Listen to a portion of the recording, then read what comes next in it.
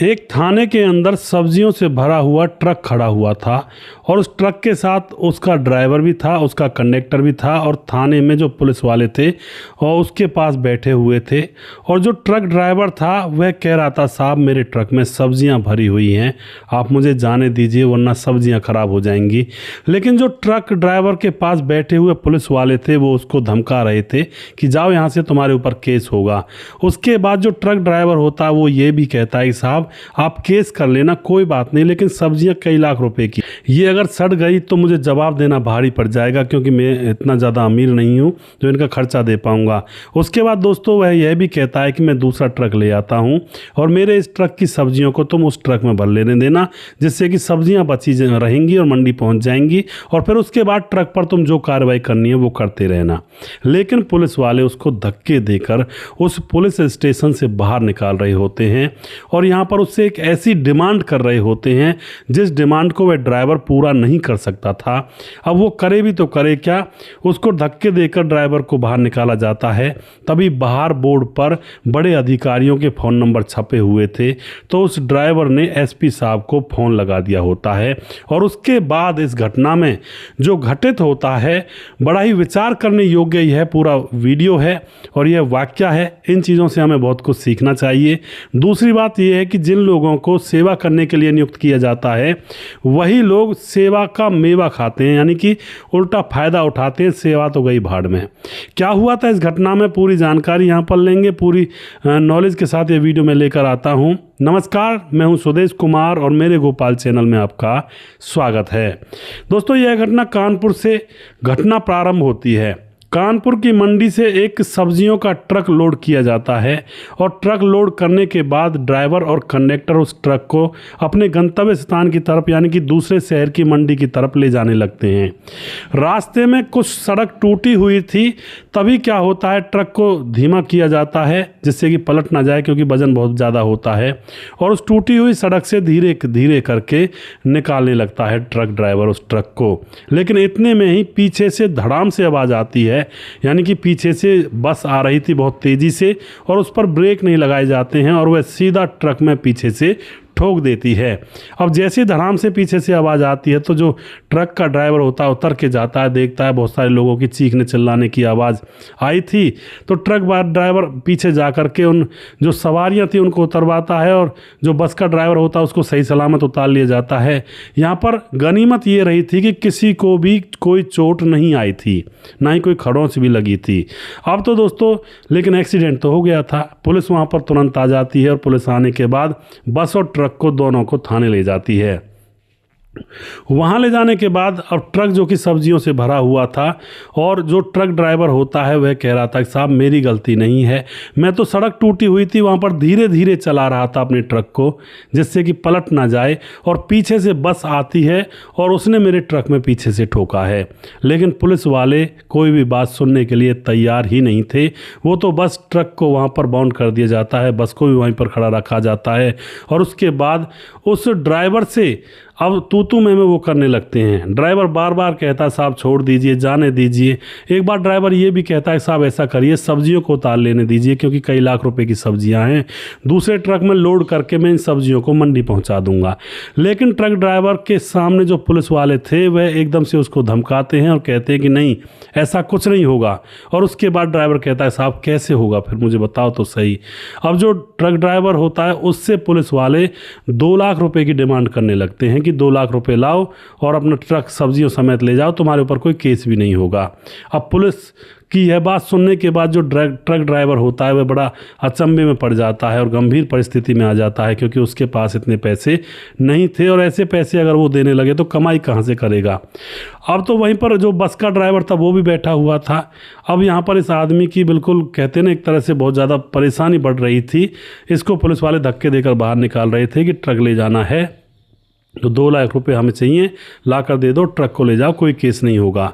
अब ड्राइवर और कंडक्टर को जैसे ही बाहर निकाला जाता है धक्के दे करके, तो पुलिस थाने की बाहरी दीवार पर बड़े बड़े अधिकारियों के फ़ोन नंबर लिखे हुए थे। तो कंडक्टर एक बार कहता है ड्राइवर से कि ऐसा करो उस्ताद जी, इनमें से कोई नंबर मिलाओ आप किसी बड़े अधिकारी को, और उनको बताते हैं सच्चाई कि हमारी गलती नहीं है और हमसे 2 लाख रुपए मांगे जा रहे हैं। ड्राइवर पहले तो ये कहता है कि अरे कौन अधिकारी सुनता है, नंबर तो ऐसे टंगे रहते हैं, कौन इतनी रात में हमारी सुनेगा। लेकिन जो कंडक्टर होता है वह कहता है कि जो उस्ताद जी एक बार करके तो देखो। तो एसपी साहब का नंबर उसमें से लेकर के एसपी साहब के नंबर पर वो लोग मिला देते हैं। इधर से दोस्तों एसपी साहब तुरंत फ़ोन उठा लेते हैं। अब एसपी साहब को वे बताते हैं कि साहब हमारा ट्रक रोक लिया है और पीछे से बस आ रही थी, उसने टक्कर मारी है, हमारा कोई कसूर नहीं है, ट्रक में सब्जियां हैं कई लाख की, वो सड़ जाएंगी, बहुत नुकसान हो जाएगा। लेकिन ये थाने वाले ना मेरे ट्रक को छोड़ रहे हैं, ना सब्जियों को दे रहे हैं दूसरे ट्रक में लोड करवा करके, और मुझसे 2 लाख रुपए मांग रहे हैं कि ट्रक को छोड़ देंगे, कोई केस नहीं होगा तुम्हारे ऊपर। अब यह बात सुनने के बाद जो एसपी साहब होते हैं वो कहते हैं अच्छा कौन सा थाना है, थाने का नाम बताओ मुझे और जगह बताओ, और तुम वहीं पर रहना, मैं अभी आ रहा हूँ। उसके बाद दोस्तों एसपी साहब जो कपड़े जिन कपड़ों में सोया करते हैं रात को, उन्हीं सिंपल से कपड़ों को पहन करके मोटरसाइकिल से सीधा उस थाने पर पहुँच जाते हैं। और उनसे कहा था कि तुम बाहर रुकना, मेरा इंतज़ार करना। वह बता देते हैं ट्रक ड्राइवर कि हम बाहर चाय की टपरी है वहाँ पर बैठे हुए हैं। तो जैसे एसपी साहब चाय की टपरी पर पहुँचते हैं तो वहाँ पर दोनों लोग बैठे हुए नज़र आते हैं। और उसके बाद वह उनसे पूछता है क्या मामला है, तो फिर से बताते हैं। वो दोनों ही उसके सामने भी हाथ जोड़ रहे थे, एसपी साहब के भी। एसपी साहब कहता है ऐसे हाथ मत जोड़ो, और अब मैं तुम्हारे साथ थाने के अंदर चलूँगा और तुम मुझे अपने ट्रक का मालिक बताना।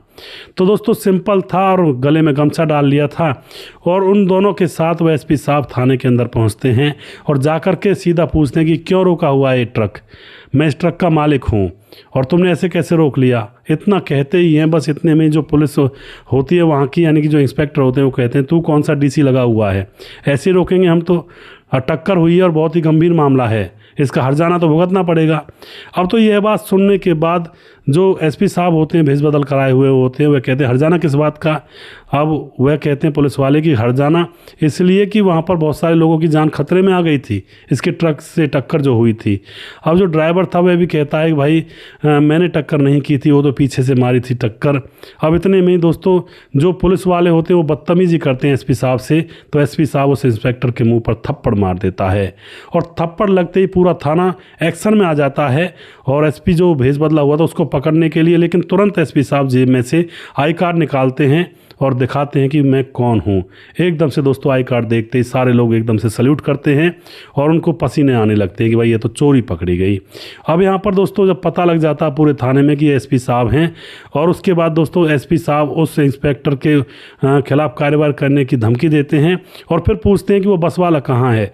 बस वाला वहीं पर बैठा हुआ था, और जब बस वाले को पता लग जाता है कि ये बड़े अफसर हैं, तो बस वाला कहता है साहब मैंने तो कब से इनसे बोला हुआ है, गलती मेरी थी और मुझे जाने दो, इसका कोई कसूर नहीं है, मेरे से ही पीछे से टक्कर लगी थी। लेकिन ये कह रहे थे कि नहीं अभी बैठो, अभी काम बाकी है। और इधर उस ड्राइवर से पूछते हैं एसपी साहब कि तुम्हारे ट्रक की वजह से कोई मौत तो नहीं हुई, किसी को चोट तो नहीं आई सवारियों को। ट्रक ड्राइवर कहता नहीं साहब सवारियां तो सारी की सारी घर भी जा चुकी हैं, किसी को खरोंच तक भी नहीं आई थी, लेकिन बस ऐसे मामले को बढ़ाया जा रहा है।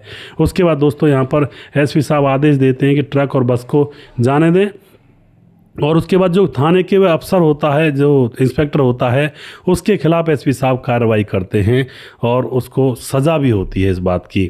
तो इस तरह से दोस्तों एक गरीब आदमी का जो ट्रक था वहाँ से निकाला गया, और इस तरह से एसपी साहब ने एक्शन लिया। कई मामलों में ऐसे एक्शन देखने को मिलते हैं, वरना तो ज़्यादातर आप बोर्ड पर लिखे हुए नंबरों को मिलाओगे तो शायद हो सकता है कोई रिस्पॉन्स ना मिले या फिर कोई बात ना करे। लेकिन जब ऐसी परिस्थिति आ जाती जैसे एसपी साहब ने ये केस सॉल्व किया, और वहाँ पर कहा भी था कि हम लोग जनता की सेवा के लिए हैं, ना कि जनता को लूटने खसोटने के लिए हैं। सेवा करिए, जनता की अच्छे से करिए, जनता को परेशान मत करिए। यह सारी चीज़ें थाने के अंदर एसपी साहब कहते हैं। तो दोस्तों यहाँ पर एसपी साहब ने बहुत अच्छा कदम उठाया। अगर हर अफसर इसी तरह का हो जाए तो फिर परेशानी ही क्यों। आज के दौर में अगर कोई बात हो जाती है तो लोग पुलिस से मदद मांगने में डरते हैं। उनको लगता है कि पुलिस मामला उल्टा सीधा करके मुझे ही फंसा देगी और या फिर पैसे मांगेगी। दोस्तों अगर ऐसे अफसर हो जाएं जैसे एसपी साहब थे, और सारे अफसर, सारे पुलिस वाले, सारे कर्मचारी अगर इस तरह से काम करें, तो आम जनता पुलिस वालों से डरेगी नहीं। कोई भी प्रॉब्लम होगी तो भाग कर उनके पास जाएगी, उनकी मदद लेगी। लेकिन दोस्तों सिस्टम बहुत ख़राब हुआ पड़ा है फिलहाल, और ईमानदारी से काम करने की ज़रूरत है उन अधिकारियों को, उन अफसरों को, सभी को, जनता के हित में। क्योंकि जनता है तो आपकी नौकरी है, जनता है, जनता की सेवा करने के लिए आप हो। जनता नहीं रहेगी, परेशान हो जाएगी, तो एक समय वो भी आएगा जब तख्ता पलट भी हो सकता है कि जनता परेशान होकर के इन पुलिस कर्मचारियों के ऊपर कोई खिलाफ, इनके विरोध में कोई प्रदर्शन करे, या फिर कोई ऐसी बात बन जाए आगे चल के कि जो ये ऐसा कांड ना हो। और बहुत बुरा होता है कई बार कुछ लोगों के साथ, जब उनकी बातें नहीं सुनी जाती हैं, ना ही थाने तहसीलों में, ना ही कोर्ट में, ना ही कहीं किसी जज के सामने। और दोस्तों जेलों के अंदर आप जाकर देखोगे ना, न जाने कितने निर्दोष लोग जेल के अंदर भरे पड़े हैं, क्योंकि उनके ऊपर किसी ने मान के चलो झूठा आरोप लगा दिया कि भाई इसने मेरे साथ ये किया है, तो उसके केस को चलने में ही 20-20 साल गुजर जाते हैं। उसका आरोप ही साबित नहीं होता है, या फिर उसको मतलब उसका क्लियर ही नहीं होता है कि भाई ये निर्दोष है या फिर इसने कुछ नहीं किया है। बहुत सारे ऐसे लोग जो जेलों में से निकल कर आते हैं। अभी एक बुजुर्ग आदमी था जिसके खेत पर किसी ने किसी को मार दिया था, उस खेत वाले को अरेस्ट कर लिया गया, और वो 20 साल के अंदर, 11 साल के अंदर निकल कर आया जेल में से। किसी जज ने जब उसका केस देखा कि भाई ये तो निर्दोष है, इसका तो कोई मतलब ही नहीं है इस केस में, तब जाके वो निकला, वरना तो उसकी तारीख पे तारीख बढ़ती चली जाती हैं। और 11 साल उसको गुजर गए थे ज़िंदगी के, वो अनमोल 11 साल अब वो किससे मांगेगा। तो ऐसे भी बहुत सारे केस देखने को मिलते हैं। और थाने तहसीलों में ज़्यादातर गरीब लोग चक्कर काटते काटते उनकी चप्पलें घिस जाती हैं, लेकिन न्याय कई बार नहीं मिल पाता है, और बहुत बुरा हाल चला हुआ होता है। दोस्तों जो इन चक्करों में फंस जाता है ना, उसे ही पता पड़ता है कि भाई ये चीज़ें क्या हैं। वो फिर हाथ जोड़ता है भगवान से, ऊपर वाले से, कि भाई चाहे कुछ भी सज़ा दे दे, चाहे इससे तो अच्छा कोई और कहीं और चला जाऊंगा मैं, लेकिन मुझे थाने तहसीलों कोर्ट कचहरी के चक्कर ना कटवाए। कोर्ट कचहरी का चक्कर और एक हॉस्पिटल के चक्कर, यानी कि सफ़ेद कोट और नीला कोट, हाँ सफ़ेद कोट और काला कोट, भगवान इनके चक्कर में ना पाड़े, वरना तो आदमी बर्बाद, उसका कुल खानदान सब बदनाम भी हो जाता है, और उसके बाद प्रॉपर्टी और ज़मीन जायदाद सारी चीज़ें बिक जाती हैं इनके चक्करों में। तो इनसे तो भगवान सबको दूर ही रखे तो ही अच्छा है। क्योंकि यहाँ पर कई बार ऐसा होता है, न्याय को पैसों से तोला जाता है। जो वकील होते हैं भारी भारी भरकम पैसे लेकर के केस को इधर से उधर घुमाते रहते हैं, लेकिन एग्जैक्ट जो बात होती है उसको निकाल कर नहीं देते हैं, लंबा खींचते हैं जिससे कि केस लंबा चले, तो उसके बाद बहुत सारे इससे पैसे कमाए जाएं। ऐसा ही हाल डॉक्टरों का भी हो चुका है दोस्तों। कोई अगर बीमारी छोटी मोटी है, उसका इलाज इतना लंबा कर देते हैं कि भाई वो उसी चक्करों में घूमता रहता है, उसका नितांत इलाज नहीं ढूंढ पाते हैं। कई केस ऐसे भी मिले हैं डॉक्टरों के द्वारा कि भाई छोटी सी बीमारी के लिए कोई गया है और डॉक्टर ने पूछा तुम्हारे पास मेडिकल है, मेडिकल कार्ड, तो वो बताते हैं कि हाँ 10 लाख का है साहब। वो आदमी सही गया है गाड़ी चला करके, ऐसा केस है, रियल केस है। अब हॉस्पिटल का नाम मैं नहीं लूँगा। गाड़ी चला कर गया कि साहब मेरे सीने में थोड़ा सा दर्द है, और शायद वो दर्द गैस की वजह से भी हो। अब उन्होंने चेक किया और पता नहीं, उन्होंने पूछा कि भाई कार्ड में लिमिट 10 लाख की है, तो उसको चीट फाड़ दिया, भाई दिल में कमी है, और चीट फाड़ करके वो सक्सेस भी नहीं हो पाए उस ऑपरेशन में, और उस आदमी की मृत्यु हो जाती है। उधर से लाश आती है, उसके बच्चे रो रहे थे कि हमारा पापा तो सही था और उसको कोई ऐसी परेशानी तो नहीं थी। तो ऐसा कांड भी होता है इन हॉस्पिटलों के अंदर। लाश को भी तब जाने देते हैं जब उसके पहले पैसे जमा करवा लेते हैं। तो डॉक्टर को भगवान का रूप कहा तो गया, लेकिन अब इन चीज़ों को जब देखते हैं तो क्या भगवान का रूप है डॉक्टर, जो पैसों के बगैर किसी की लाश उठाने नहीं देते, और जहाँ इलाज होना होता है, जहाँ दवाई होती है कुल मात्र 50 रुपये की, और उसका जो प्रिंटिंग छपी होती है दवाई पर, जो जेनरिक होती हैं, जेनरिक पर ज़्यादा रेट छाप देते हैं वो लोग, एथिकल दवाई पर तो उतना ही छाप सकते हैं जितना तय होता है। 10 रुपये की दवाई के ऊपर 150 रुपये का प्रिंट छपा हुआ होता है, और डॉक्टर फिर उसमें अपनी फीस अलग से जोड़ देता है। तो 10 रुपये की दवाई को तकरीबन 400-500 रुपये में देता है डॉक्टर। एक कैनुला होता है बड़े बड़े हॉस्पिटल में, जो कैनुला होता है जिससे ड्रिप चढ़ाई जाती है। एक हमारे यहाँ पर एक आदमी था, एक लड़का दोस्त है मेरा, जो हमारे चैनल पर पहले भी आया करता था, अजीत मास्टर जी। उनका बच्चा बीमार हो गया, छोटा सा कैनुला होता है, एक 10 रुपये का आ जाता है, और बड़े हॉस्पिटल में वो लेकर गया। वो कैनुला का रेट ही 450 रुपये था, मैंने अपनी आंखों से देखा था। क्या था उसमें भैया 450 रुपये का? एक सिर्फ सिरिंज थी, एक डिस्पोजल थी, वो 450 रुपये की थी, जो कि मुश्किल से बाजार में किसी मेडिकल से 10 रुपये में मिल जाएगी, और कंपनी से अगर वो बनाई जा रही होगी तो 1 या 2 रुपये उसकी कुल कीमत होगी बनाने की कॉस्ट। तो इस तरह से दोस्तों ये वकील और ये डॉक्टर और ये जो फिलहाल जो सिस्टम चला हुआ है, इसमें बहुत सारे लूप होल फिलहाल बन चुके हैं और आम जनता को तो भगवान ही बचाए बस। तो आप जो भी कुछ कहना चाहते हैं दोस्तों यहाँ पर आप लिख सकते हैं और अपनी राय कमेंट बॉक्स में डाल सकते हैं लिख करके। अगला वीडियो बहुत जल्दी फिर से लेकर आऊँगा, तब तक आप खुश रहें, सावधान रहें। जय हिंद, जय भारत।